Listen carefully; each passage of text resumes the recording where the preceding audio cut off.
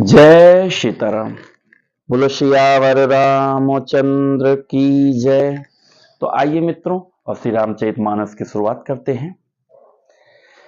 कीन्ह निषाद दंडवत तेहि, मिल्यो मुदित लखी राम सनेहि।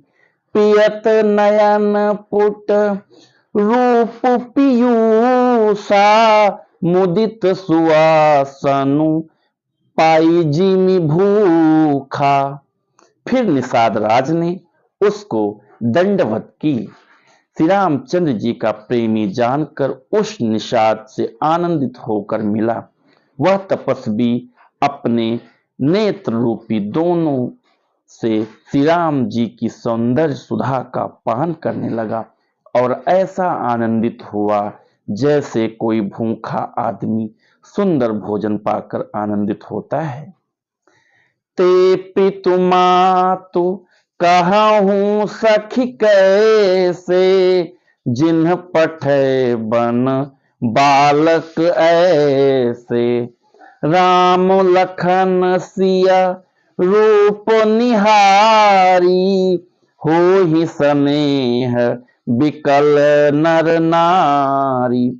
इधर गांव की स्त्रियां कह रही हैं, हे सखी, कहो तो वे माता पिता कैसे हैं जिन्होंने ऐसे सुंदर सुकुमार बालकों को वन में भेज दिया है। श्री राम जी, लक्ष्मण जी और सीता जी के रूप को देखकर सब स्त्री पुरुष स्नेह से व्याकुल हो जाते हैं।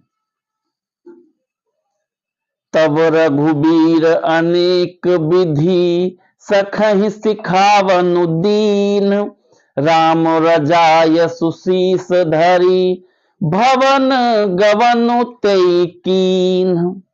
तब श्री रामचंद्र जी ने सखा गुह को अनेकों तरह से घर लौट जाने के लिए समझाया।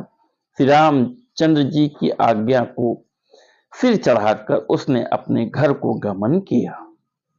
पुन सिय राम लखन कर जोरी, जामु नहीं कीन्ह प्रणाम बहोरी। चले ससिय मुदित दो भाई, रवि तनु जाकई करत बड़ाई। फिर सीता जी, श्री राम जी और लक्ष्मण जी ने हाथ जोड़कर यमुना जी को पुनः प्रणाम किया और सूर्य कन्या यमुना जी की बड़ाई करते हुए सीता जी सहित दोनों भाई प्रसन्नता पूर्वक आगे चले। पथिक अनेक मिलहि मग जाता, कहीं सप्रेम देखी दो भ्राता। राज लखन सब अंग तुम्हारे, देख सोचो अति हृदय हमारे।